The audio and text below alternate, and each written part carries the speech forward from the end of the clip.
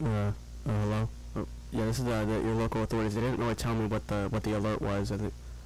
Oh, it's gonna appear on your screen. Okay. What am I here for then?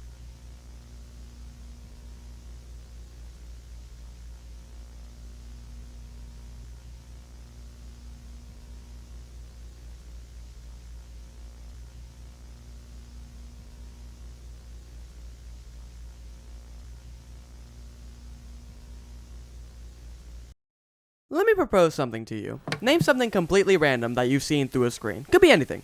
A horrible horror story you found on Reddit or a creepypasta page. A small indie game that was one of the experiences of all time. Maybe the news channel on your TV. Anything at all. And I'm willing to bet that if it's existed for any reasonable amount of time, it has some sort of a community around it. Whatever vague random thing that came to your mind constantly has people watching and supporting it. Especially concepts like, say, analog horror or any sort of fictional media overall. But right along with it are topics that you wouldn't exactly expect. Something like that loud buzzing on your phone, or those tones on your TV as a strong storm looms over your city. Does this sound familiar?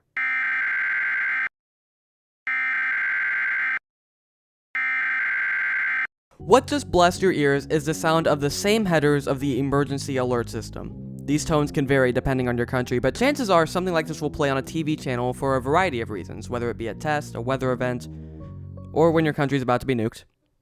There's another option. I mean, look, it can happen. It really can. I was horrified of these emergency broadcasts back in the day. The buzzing and the very cryptic white text that would appear right along with it shook me to my core. Seriously, why were they made this way? I get way more scared by the air raid sirens on my TV than a tornado threatening my life right outside my house. However, this childhood fear of mine rather quickly developed into my own niche interest online. See, what if I told you that these emergency broadcasts that can either be horrifying or honestly annoying actually has an entire community around it? What if I told you that it is very possible to use these simple urgent messages to create, say, I don't know, a feature-length film? Yeah, these actually exist, and there are dozens, hundreds, thousands of them. And I love it. Hello, my friends, and today I'm going to talk about my strange interest in the Emergency Alert System, or EAS, and also talk about the community surrounding this small passion on the corners of YouTube. Strap in, let's go.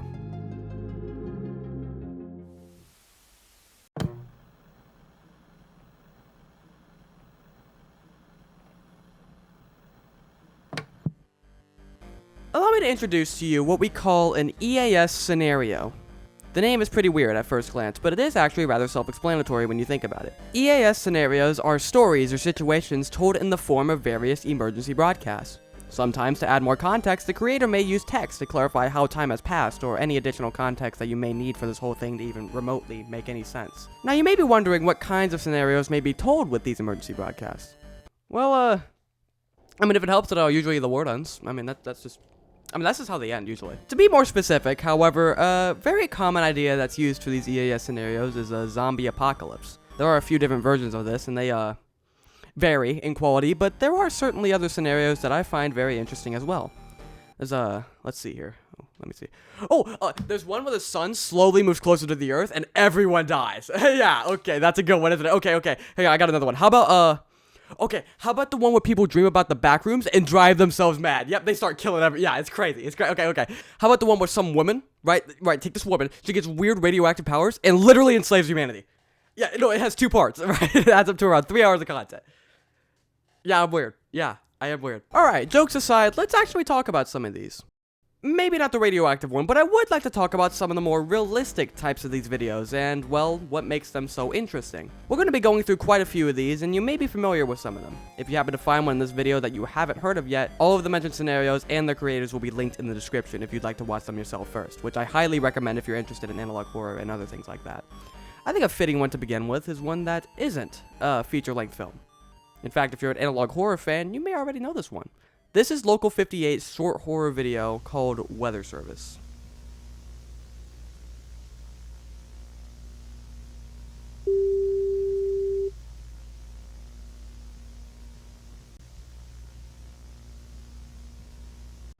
I love analog horror. However, that topic is for another day. Weather Service is one of the many different short analog horror films made by Local 58, and it may only be 2 minutes long, but it contains a vast majority of the things I love about these particular EAS scenarios. Its exposition starts simple with a regular schedule on a TV channel until...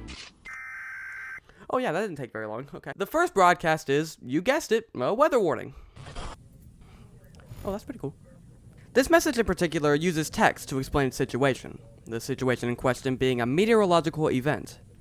Not something you see every day, but I'm sure it's fine. The first alert ends on a rather interesting note, deeming it important to not look at this so-called meteorological event. Again, not exactly your average tornado watch, but so far it's nothing to freak out over. Let's get back to watching some shows. Is it going down already?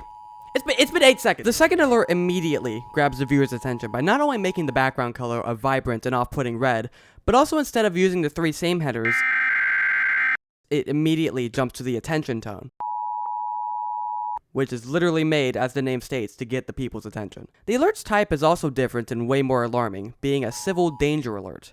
These alerts are, according to Wikipedia, defined to be a warning issued to warn the public of an event that presents danger to a significant civilian population. I actually didn't know that until now, and I've been seeing these warnings for years. It is literally the most self-explanatory thing. This alert is concerningly more vague yet more urgent than the previous, simply stating, remain indoors, do not look at the night sky. Well, I mean, now I know for sure I'll be fine.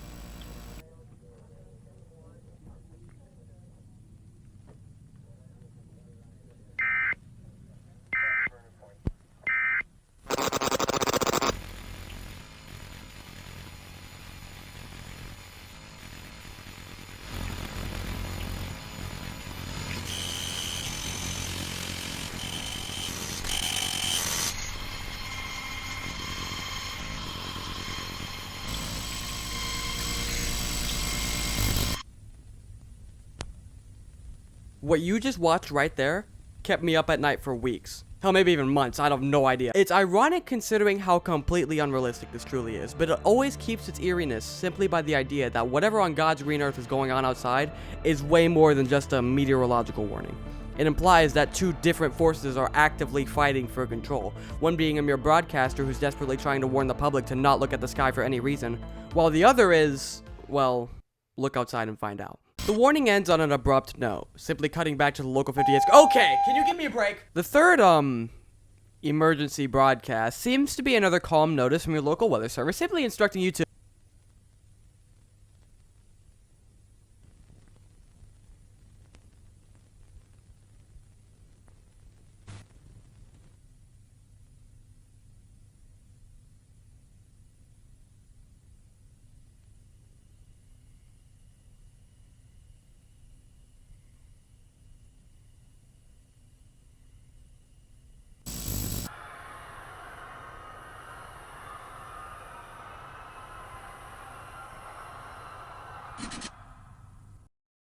Yeah, you're now cursed. Thank you for watching. I appreciate it. You have a good day. It's a lost cause at this point. Whoever's transmitting this broadcast seems to have fallen victim to the very thing they're trying to warn the public of. The blindness of the moonlight. The threat reflected by the mirror. That sounds cool, right? Come on. Really what wraps this video up with a bow right on top for me is the final 2 lines. Simply reading, if you are afraid, we will look together. The camera slowly moves up to the thing you're trying so hard to avoid, to protect yourself from, as screams from the public are heard throughout whatever location this is recording from. All in all, Weather Service shows a great example of how these emergency broadcasts not only fit perfectly in a lot of different analog horror plots, but how the EAS and analog horror overall go beautifully hand in hand. Weather Service is probably the scariest and creepiest example of this topic today that I have ever seen, or at least it's definitely up there. However, this is most certainly only the tip of the iceberg. We haven't even gotten to the, Let's move on. Between these 2 options, what scares you the most? Is it the idea of certain situations happening that are beyond our comprehension? Completely unreasonable to happen in the real world, but a scenario that beats in your mind, saying, what if it does? Or do you fear the realism? Watching something that you know is fictional, but being uneasy knowing that something like this can happen in real life. Weather Service proposed a more fictional idea, but let's take a moment and talk about something that could actually happen. If you live in the right place, I'm sure you've seen an emergency broadcast warning you of a tornado or a severe thunderstorm. Weather events can obviously vary in severity, but what if one gets so powerful, it wipes out any edifice, any building, any structure in its path? For our second scenario in this video, let's talk about the horror of nature itself. This is EF6.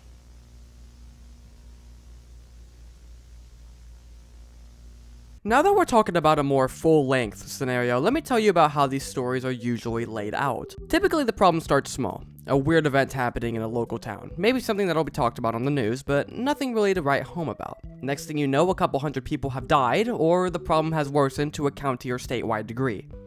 Sound the alarms. And the problem only continues to intensify until you're hit with the air raid sirens that are in pretty much all of these scenarios, regardless of what the actual problem at hand is, along with the national alert that we've only seen be roughly tested in real life. By this point, the world is around 2 days from ending, and humanity along with all life on Earth is about to go extinct. EF6 follows this formula, but to a smaller degree.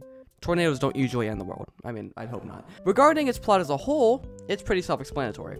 A really big and dangerous tornado. But its ending shows, despite it taking place in a rather small area, how devastating this natural event was. And the broadcasts it uses communicate this incredibly. As the storm worsens throughout the area, not only do the meteorologists get increasingly concerned, but the emergency broadcasts themselves get more dire and urgent. Rather than a tornado warning, it gets so bad that it reaches civil danger status. This is technically due to the aftermath of the tornado, but you get my point. However, take a listen to this. Homes and businesses will be completely swept from their foundations. Trees will be uprooted or snapped. Move immediately to a basement or an underground storm shelter. I'm not sure if this has happened before in real life. It might have, but it's still pretty chilling. Normally, when a tornado warning is issued, you're told that your best method of survival is simply moving to an interior room on the lowest floor of a sturdy building. However, in this case, that's not safe at all. You are told that your only safe place to go is underground. No above ground shelter will stand a chance of surviving whatever abomination is rampaging through your city. Really quick note, fellas, unscripted here. This actually can and has happened in real life through the form of a tornado emergency, which let me tell you about that real quick. To put it simply, tornado emergencies are enhanced versions of tornado warnings, in which they only really appear if there is a confirmed tornado on the ground and it is rapidly approaching your area. Meaning, if you see a tornado emergency just casually in real life, you are in a lot of danger. You should probably be in shelter. I do not believe tornado emergencies are actually shown and labeled as specifically tornado emergencies, still just tornado warnings, but the overall instruction and what you would hear in that tornado warning is definitely different in a tornado emergency. And that's what this is representing in the video here. This doesn't keep me up at night per se, but it's still really effective at getting its point across that this is life-threatening. Now, let me be clear, in this scenario, well, it isn't perfect. As much as I love its intensity and realism, I definitely wished it used actual voice actors. But then again, if it did, we wouldn't have comical moments like these. Folks, do everything in your power to protect yourself. Let's go. Let's go. Move it. Hurry. Hit the deck. Although its audio performance isn't the greatest, this scenario's visuals are incredibly well made, from the EASs themselves to the radar broadcasts that are between them. There's something else this scenario does that I find to be interestingly unique. I don't think I've told you the various ways you can receive an emergency broadcast, so let me share. There's your regular TV broadcasts that I'm sure you've seen before. There's alerts you get on your phone, and I'm positive you've seen before. I hope that kid died. And they also air on radios. And let me be clear, when I say radio, I mean a lot of radios, including these little guys. They're called, NOAA weather radios. They're made for the exact purpose of screaming bloody murder when there's a tornado outside your house. This scenario likes to give you its messages through close-ups of these radios.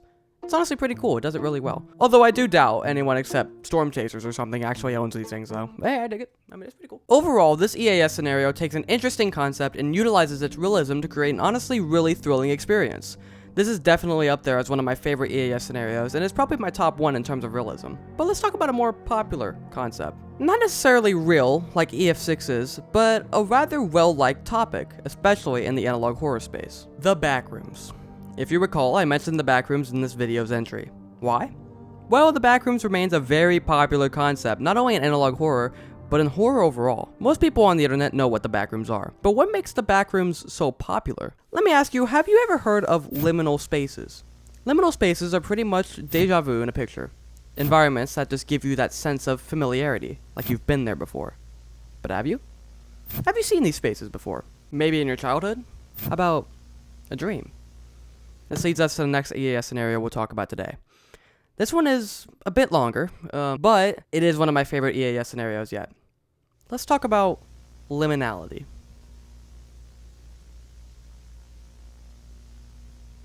Remember the little formula I told you about back in EF6? You know how a problem in these scenarios starts small, but can quickly escalate into a world-ending crisis. This EAS scenario, Liminality, follows this formula a bit more closely. The problem starts when people report having, as the video states, vivid dreams. These dreams consist of these liminal spaces, providing this strange but comforting sense of familiarity. However, these dreams are so comforting that they cause a sense of withdrawal upon the patient's awakening. This withdrawal can cause symptoms that range from anxiety or depression to full-on violent outbursts. The problem is very quickly noticed to be widespread and only growing more common. Not too long after, the dreamer's condition only continues to worsen, their sanity degrading along with it.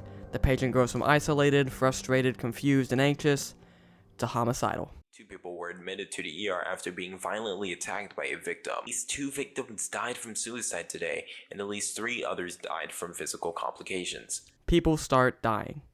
Sound the alarms. A citywide shelter-in-place order has been issued for the city of Boston in light of the psychological phenomenon that is rising quickly, particularly in the northeastern United States. Now, as you would expect, the situation is only going to continue to grow worse. So let's talk less about the mental and psychological degradation of people who simply want a good night's rest, and more about what society is trying to do to stop it. This scenario in particular utilizes a lot of different elements of analog horror, and in various different ways that I really enjoy. The analog horror aspect is mainly used as a way to implement dialogue, whether it be of researchers or a SWAT team attempting to detain one of the people who have been overtaken by this horrid psychological phenomenon. Really, this is actually very interesting. Watch. Holy what the hell did this guy do? There are bodies everywhere. There he is! Go, go, go! Your weapon! Drop the gun! No, I'm not doing shit. I ain't doing shit for y'all. I ain't doing shit. You come any f***ing closer and I'll blow this f*** up. This is my place. I've claimed it. I just want to be alone. This is where I live now. Maybe we can cut you a deal. We can give you your own little dream world that you can stay in and you won't have to see anyone ever. I don't believe that for a second. Fall back! Fall back! Wait, what the f*** is that beeping? What are you talking about? Oh, son of a bitch!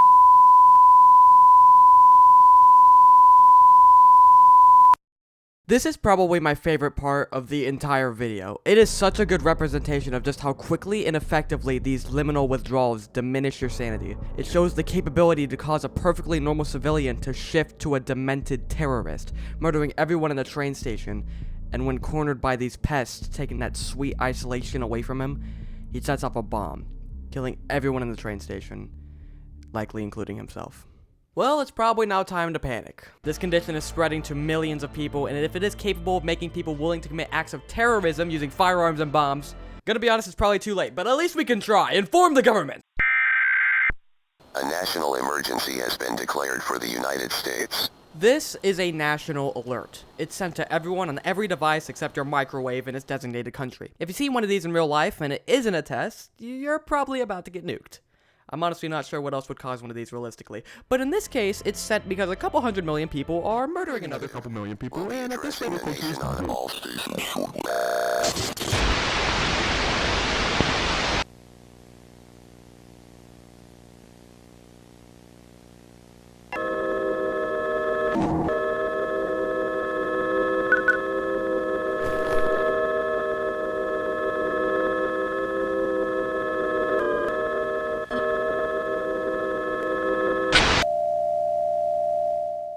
Well, that's good. Problem solved, Captain. We're good to go.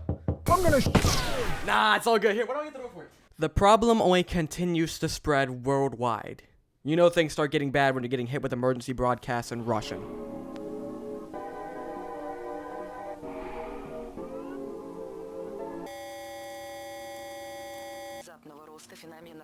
And here's a British one.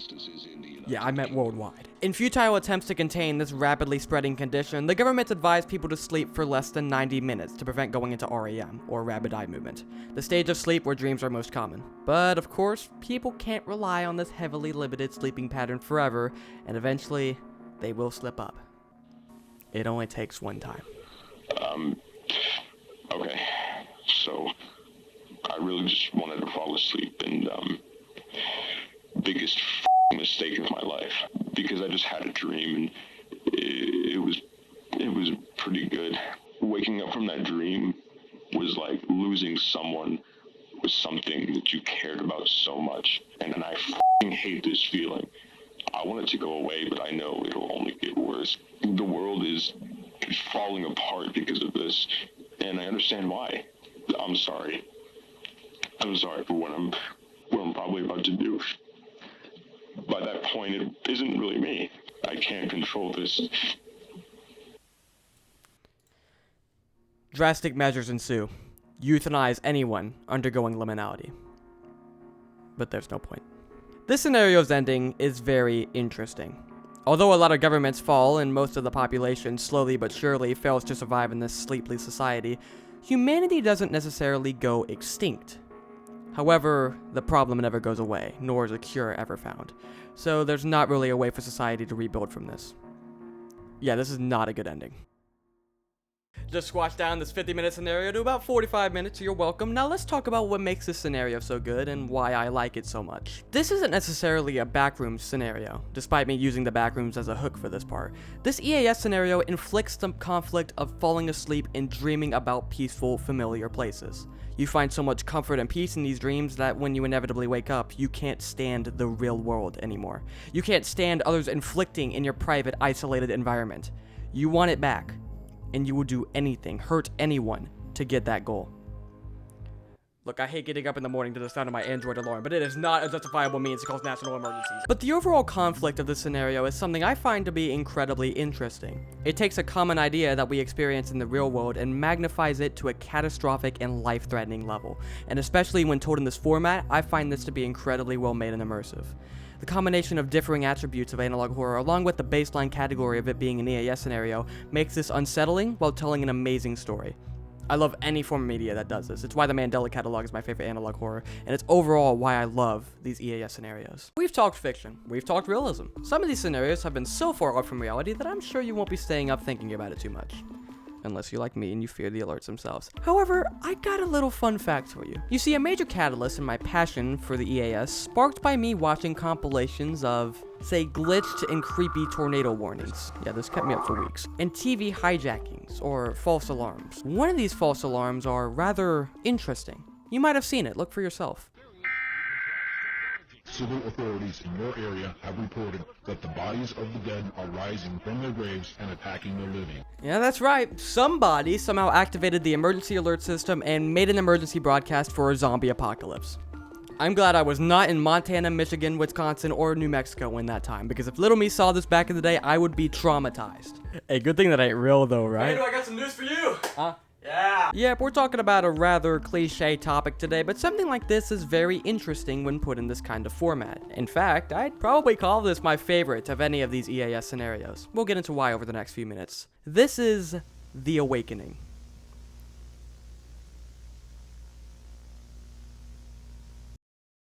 Before I begin summarizing this one, I highly recommend considering what I mentioned at the intro and watching the scenario yourself to fully understand why I like it so much. This summary will be very brief and I will only remotely go into any detail on the most important parts. Believe me, if you've shown any interest in any of the previous scenarios, especially Liminality, there is no reason you won't like this one. Alright, have you watched it?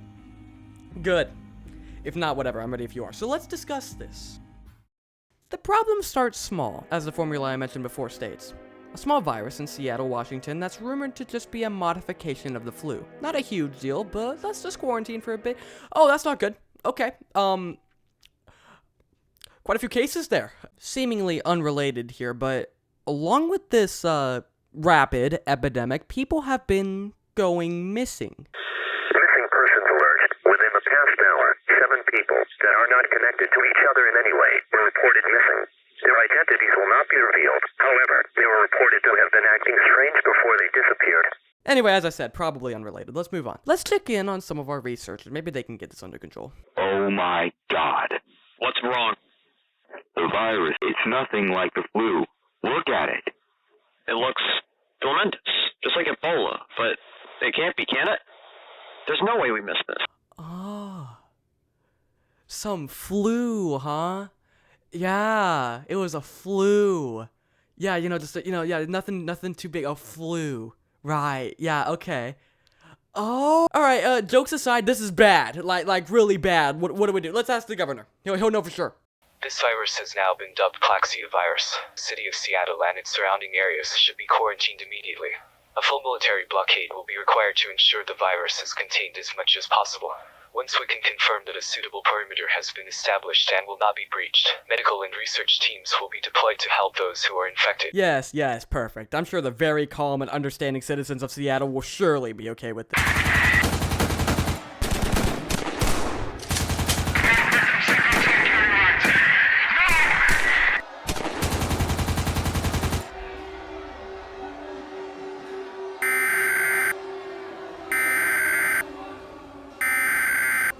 The military forces along the established blockade around King County have been over.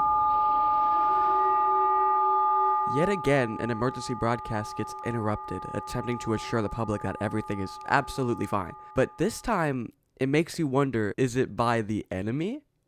Or is someone trying to cover something up? Hello? This is Randy Gray from the U.S. government, and I'm legally obliged to keep track of the blockade and how it's going. Have you had any issues so far, as well as any breaching attempts? No, not at all. Everything is absolutely fine down here. No worries down here, sir. Hey, are you sure everything's alright down there?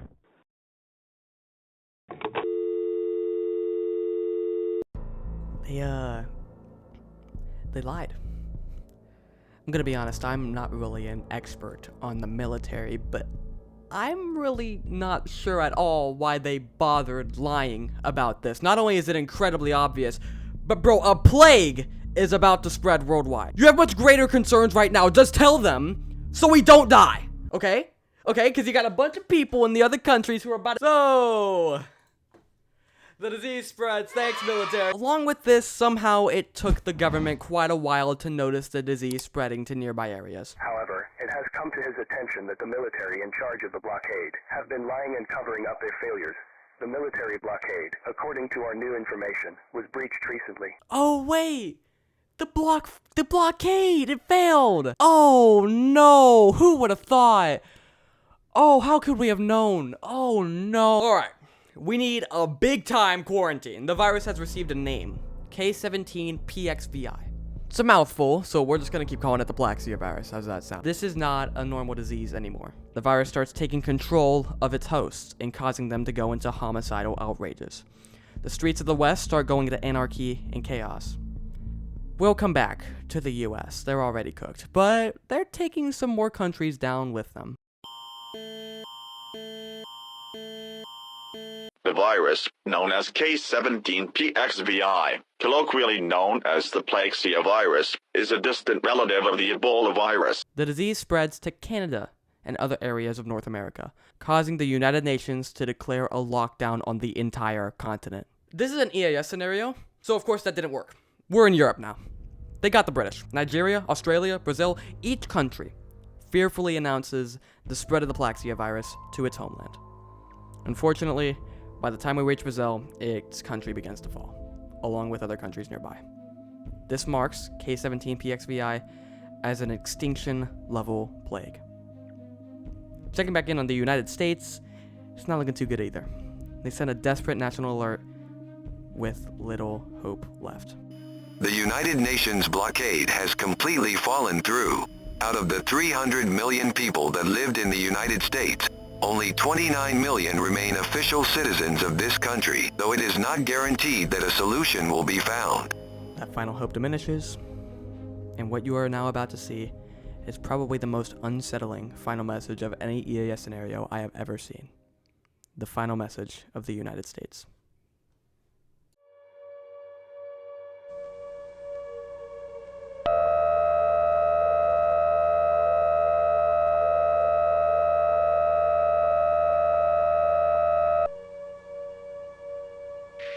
Ladies and gentlemen, the worst has unfortunately come to pass. It's officially fallen at the hands of K17PXVI. The visuals of this alert strike me like no other. The United States uses what little power it has left to transmit this message announcing its collapse, still using an automated voice due to having no one left to represent the nation. The sign they desperately try to leave with is this barely recognizable Statue of Liberty before the broadcast fades to black and the scenario concludes.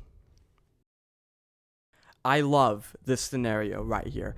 It takes such an overused concept and manages to utilize it in such a unique way that makes it so immersive and intriguing throughout the entire video. I love the additional details of researchers slowly learning more about the virus, the more in-depth look on how the government and citizens are responding, the realistic news reports. This scenario overall is just so well made, and it easily places it as my all-time favorite. And I only watched this one a few months ago. Not a lot of scenarios manage to find this blend between realism and fiction. A lot either go too far with the alerts or are too limiting to their source material. But The Awakening maintains the immersion throughout the whole thing, and that's why I appreciate it so much. If you find interest in this genre, please let me know in the comments if you found any more like this. I would love to check it out. But for now, this scenario remains my #1 favorite, and I certainly applaud it for that.